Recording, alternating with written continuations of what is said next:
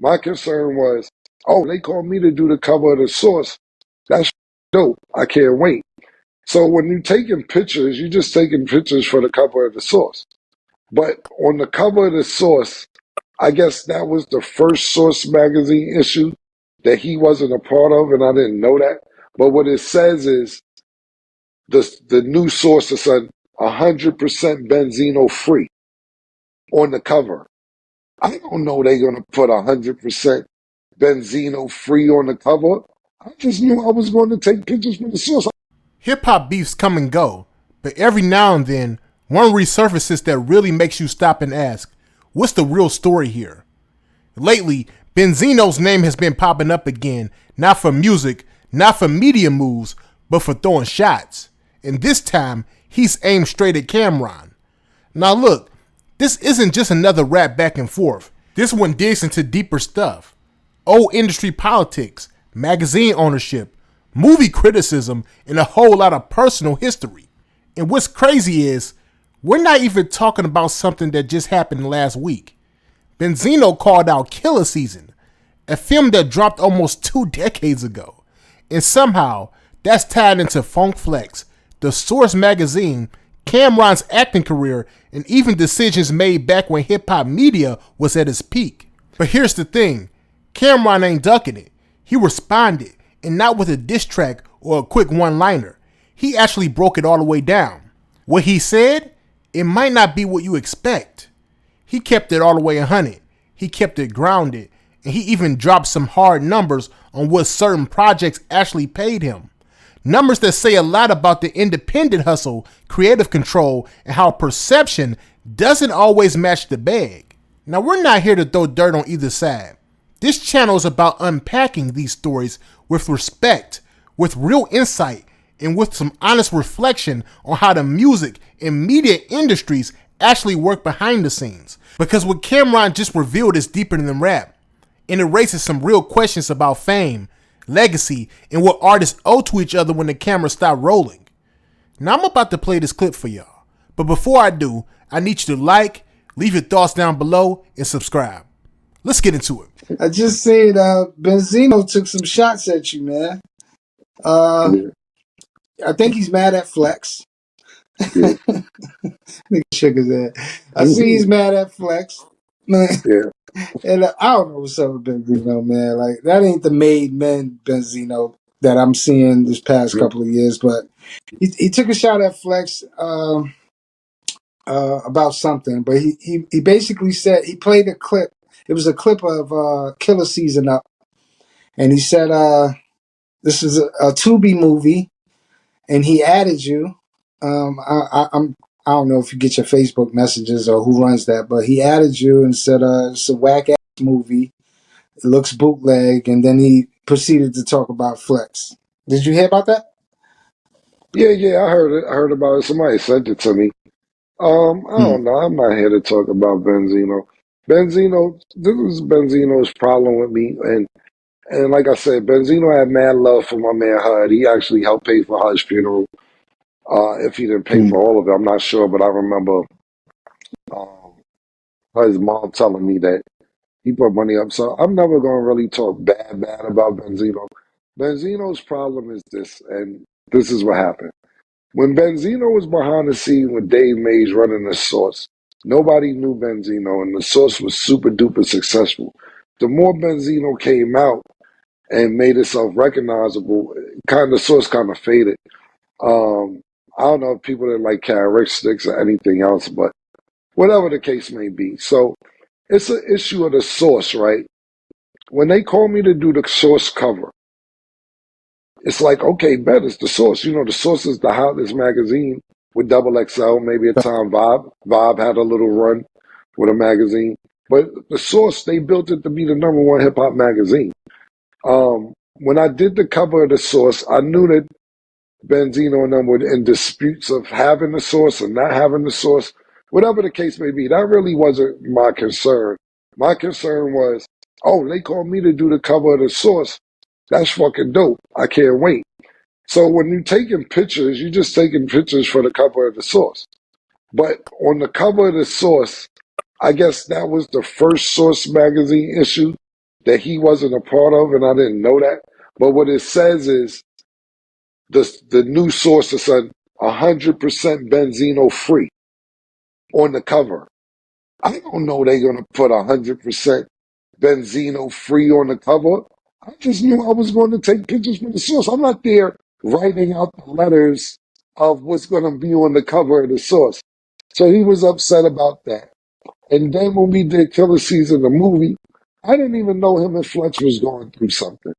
So when I did Killer Season, the movie, uh, a lot of it was improv.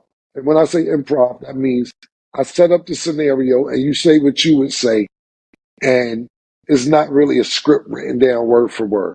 So in that scene with Phone Master Flex, when we shot it, I didn't know that him and Benzino was going through something. He said that shit about Benzino, but I just kept it rolling. You didn't see me add on to it like, yeah, this nigga Benzino. I just kept it rolling. So I understand why he may be mad because I kept it in the movie and this, that, and the third. And I get it. But for me to sit here and have a bunch of bad shit to say about Benzino because I see what he's been going through the last few years with arrests, a baby mother, places crying, and everything else. I don't want that man to go through that. I wish him the best of luck. It doesn't look like things have been going his way.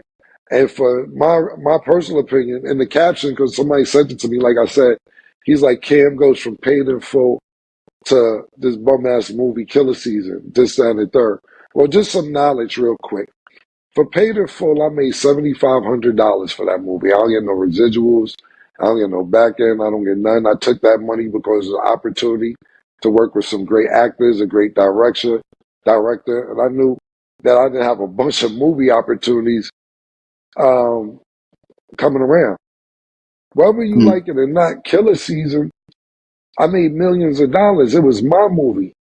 Whether it was ever somebody liked it, somebody still they love it still. This is to be honest with you, I inspired shit like Tubi. You can talk about Tubi all you want. Niggas just copped up for 500 million.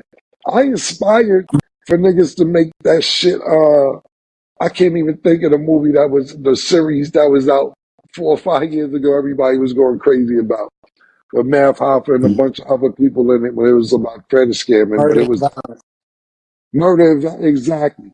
I Yeah. inspired that. But at the end of the day, whether you say Paid in Full was a definitely more budget, higher budget, I made 7,500 as opposed to millions of dollars on Killer Season.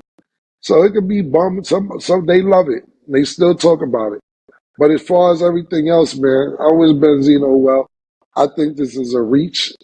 Because what we're talking about, even if we're talking about Killer Season, came out 2006. It's 18 years later to be talking about what Flex said or what I did 18 years later. It's kind of reaching. It's kind of wild, but salute, nigga.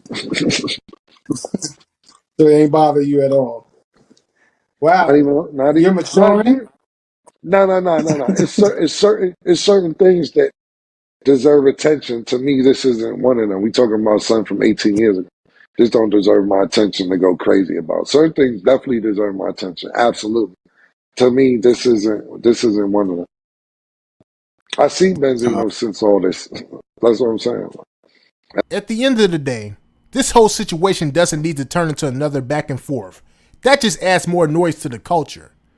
Honestly, I don't think Cameron meant any harm. And I don't think Benzino's intentions were evil either. It just feels like one of those moments where history, miscommunication, and pride all mix together. Sometimes in hip hop, things that were small or unspoken in the moment come back years later with a whole different weight. Emotions change, perspectives shift. People start seeing old moves through new lenses. That's normal. That's human. But I don't think this one needs to become some big war. What I respect about Cam's response is that he didn't go low. He kept it respectful, shared his side, and even gave Benzino some credit. Now that's growth, that's maturity, and that's a different level of energy we need more of in the culture. Because we already got enough of people tearing each other down in this game. This ain't the era for unnecessary beefs over things that happened 15 or even 20 years ago. Also, let's not ignore the bigger lesson here. When Cam spoke about how much he made off of Paid in Full versus Killer Season, it really made me think about how we define success. Now, a lot of people chase mainstream approval, but real value can come from ownership, from creating your own lane, and from betting on yourself. Whether you loved Killer Season or not, it showed you can take control of your own narrative and still win. And as for Benzino, I hope he gets whatever piece he's been looking for. He was a part of a legendary era in hip-hop media, and that doesn't get erased. But the energy you move with today matters just as much as the legacy you leave behind. We all grow, we all evolve, and sometimes letting go is part of the process. So yeah, I'm not taking sides here. I just think there's room for clarity, respect, and maybe even a conversation between these two. Whether that ever happens or not, I hope both of these men keep pushing forward and doing what they do best. Y'all let me know what y'all think about this story down below in the comment section. And make sure you like and subscribe. Peace.